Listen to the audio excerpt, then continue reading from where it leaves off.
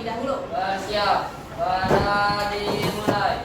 Berdoa selesai. Beri salam. Assalamualaikum warahmatullahi wabarakatuh. Waalaikumsalam warahmatullahi wabarakatuh. Kelas-kelas. Yes, yes. IPA. Asik. Belajar IPA. Banyak, Kak. Oke, cek presensi kalian dulu ya. Baik. Ahmad Fahri, Aisyah Nabila. Ayo, ingat nggak kemarin ya kita belajar tentang apa? Ada yang bisa bantu ibu? Silakan, angkat tangan. Ya, Yuni. Kemarin kami membuat pertanyaan dan solusi dari tentang gangguan sistem pencernaan. Baik. Sudah melakukan penyelidikan? Sudah dilanjutkan di rumah ya? Sudah. Nah, ini tujuan pembelajaran kita hari ini. Baik, silakan.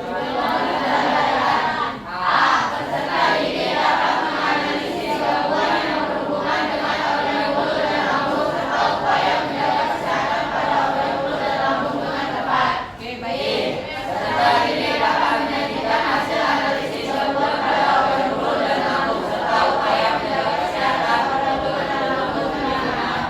Saat sekarang kita lanjutkan pada tahap menyajikan hasil analisisnya ya. Boleh. Buat pada?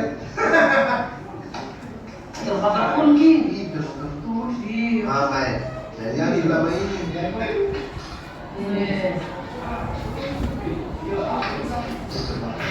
Habis nih. Mamai. Coba saya cari. Gak ada. Oke. Tadi lihat ada gambar apa? Ada video apa? Biskuit dibakar. Biasanya yang mudah terbakar itu apa? Plastik, ya kan? Nah, kertas. Betul nggak? Nah, jadi dianggapnya itu tadi apa biskuitnya? Apa? Vina? Mengandung plastik atau zat yang berbahaya. Kalian percaya nggak sama informasi yang ada di video? Percaya. Langsung percaya. Jadi apa tanggapan kalian gimana? Tahu dulu. Oke, cari tahu dulu. Kelompok 5 bilang cari tahu dulu. Bagaimana yang lain? Kalau Fahri tanggapannya saya percaya, Bu. Ini adalah contoh studi kasus. Ya, kalau kalian menerima suatu informasi itu harus dicerna dulu ya. Segala informasi yang kalian dapat itu harus dicerna dulu. Dicari tahu dulu kebenarannya. Inilah yang disebut dengan berpikir kritis. Nah, kritis ya. Nah, Ibu mau kasih tahu nih, apa sih sebenarnya berpikir kritis itu? Seorang berpikir kritis adalah orang yang berpikir secara sistematis, logis, dan objektif dalam menilai sesuatu atau dalam membuat keputusan, bukan orang yang suka mencari-cari kelemahan sesuatu. Beberapa contoh ciri-ciri pemikir kritis adalah tidak mudah mempercayai informasi yang tidak jelas sumbernya, tidak mudah tersinggung ketika dikritik, dan selalu menimbang sisi baik dan buruk sebelum memutuskan sesuatu. Ini jadi satu skill yang harus kalian punya, yaitu kemampuan berpikir kritis. Zaman sekarang kalian wajib punya kemampuan berpikir kritis. Supaya ingat apa itu berpikir kritis, Ibu ada tepuknya. Lihat dulu ya. Tepuk kritis. Sistematis, logis, objektif. 3, 2, 1. Tepuk kritis. Sistematis, logis, objektif. Oke.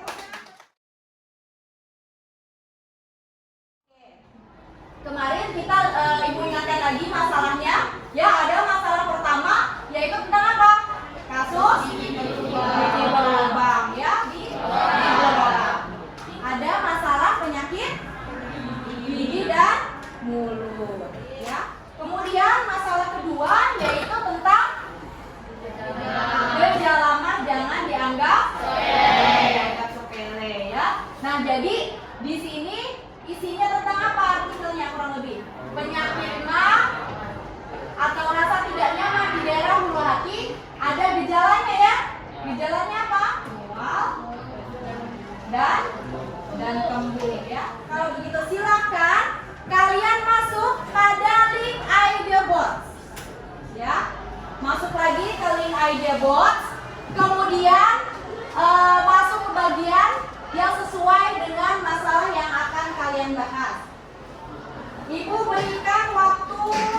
15 ini cukup? Baik, silakan.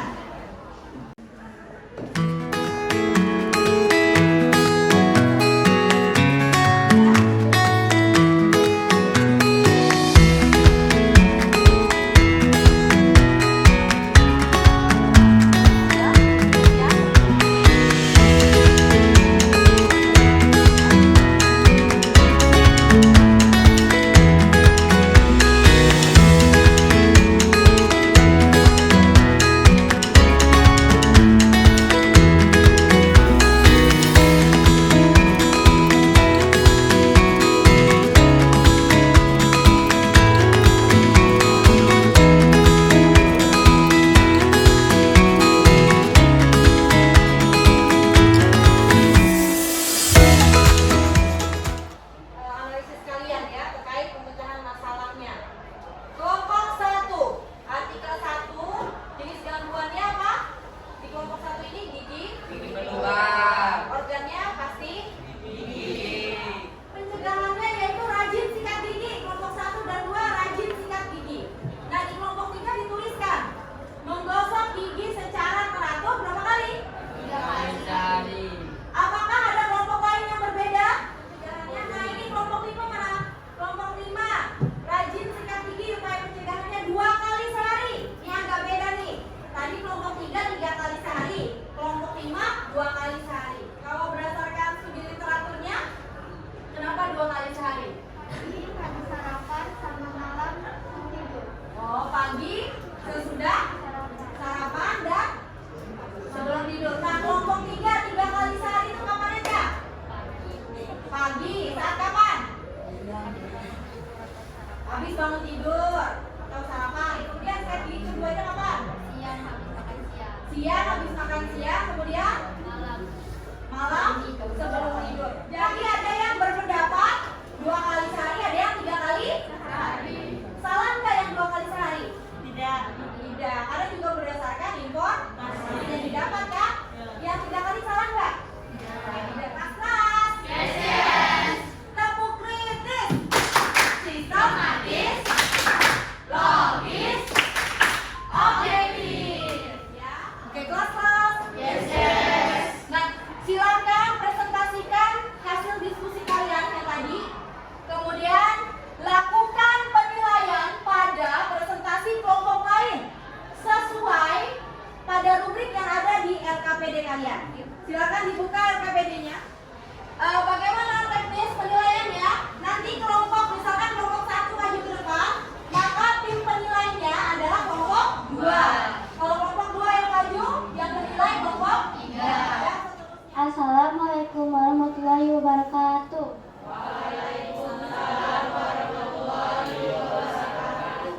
Kami akan mempresentasikan mengenai masalah jangan dianggap sepele, solusi mengatasi gejala mah, makan secara teratur, dan menerapkan kebiasaan positif. Ada yang mau menanggapi kelompok 5 terutama yang sebagai tim penilai? Kelompok 4 kan ini ya? Silakan kelompok 5. Tadi dijelaskan upaya pengobatannya dengan cara dioperasi. Saya jelaskan kenapa bisa sampai dioperasi. Nah, tadi juga ada ini ya. Sampai pengobatannya dengan dioperasi gitu ya. Oke, silakan dijelaskan. Jadi berdasarkan hasil studi literatur kami, kasus membutuhkan operasi bila penderita mengalami satu atau beberapa kondisi berikut. Hingga memiliki gejala serta penyerta yang tidak biasa seperti asma atau masuknya cairan atau makanan dari saluran cerna ke saluran napas. 4. Pasien tidak ingin terus-menerus mengonsumsi obat dalam jangka waktu yang lama atau tidak. Oke. Tadi disebutkan bahwa penyakit yang untuk perlu dioperasi itu GERD ya, beda lagi. Ini maksudnya apa GERD? Bagaimana? Ada tanggapan dari kelompok lain? Ya, silakan. Menurut hasil penyelidikan kelompok kami, ada perbedaan antara MAH dan GERD. Kami mendapatkan dari sumber Hello Sehat. Ciri-ciri MAH yang pertama, Perut terasa penuh saat makan, terutama sebelum menghabiskan makanan. Yang kedua, perut terasa tidak nyaman setelah makan dalam jangka waktu yang lama. Yang ketiga, ulu hati terasa nyeri. Yang keempat, buang angin dan bersendawa. Yang kelima, perut kembung pada bagian atas hingga mual dan muntah. Ciri-ciri GERD.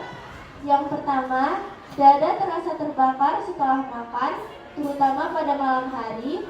Yang kedua, makanan atau asam lambung naik ke atas kerongkongan. Yang ketiga, nyeri di bagian dada. Yang keempat, konsultasi, kesulitan menelan, dan rasa mengganjal pada kerongkongan. Jadi memang penyakit MAH dengan GERD itu sama tapi berbeda. Mudahnya penyakit MAH ini adalah salah satu efek dari GERD. Assalamualaikum warahmatullahi wabarakatuh. Waalaikumsalam warahmatullahi wabarakatuh. Kami dari kelompok 5 ingin mempresentasikan artikel 1 tentang gigi berlubang di berolah. Baik, saya akan memberikan komentar. Tadi penyebab gigi berlubang yaitu sikat gigi yang nggak bersih ataupun bisa jadi makanan yang dikonsumsi. Namun menurut kelompok kami belum detail, Bu. Belum detail ya? Iya. Nomor 1 bagaimana? Menurut kelompok kami hasil penyelidikannya penyebab gigi berlubang yaitu sisa makanan yang mengandung gula seperti kue, sereal ataupun permen yang diubah menjadi oleh bakteri alami menjadi asam.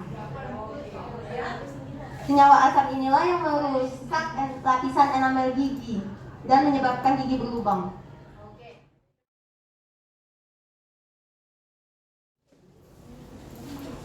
Kelas? Yes.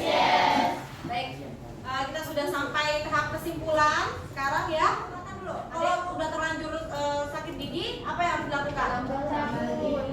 Mencabut langsung. Jadi pertama itu ditambal, baru kalau sudah parah baru dicabut. Kemudian upaya pencegahannya bagaimana? Hindari makan makanan manis yang berlebihan ya. Oke, kemudian apa lagi? Nah, tadi rajin sikat gigi berapa kali? 2 kali boleh, 3 kali. Oke, sedangkan untuk yang kedua, artikel kedua, masalahnya tentang apa? Tentang MAH ya. Upaya pencegahannya bagaimana?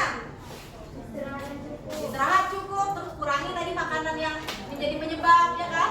Kemudian manajemen stres atau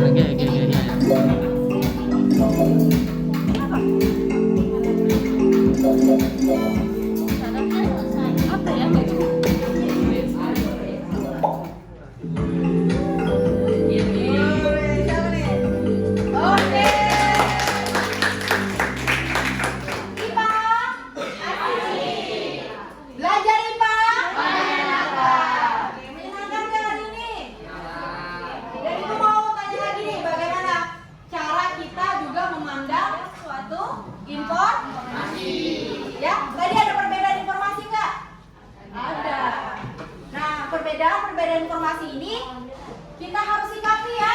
Jadi kalau misalkan ada temannya yang berbeda pandangan sama kita, kamu salah, kamu nggak benar, apakah begitu? Kurang tepat ya, tidak boleh ya. Nah, untuk pembelajaran selanjutnya yaitu gangguan pencernaan yang berkaitan dengan organ usus ya. Sebelum kita akhiri pembelajaran kita, silahkan berdoa. Pada dimulai. Berdoa selesai. Beri salam.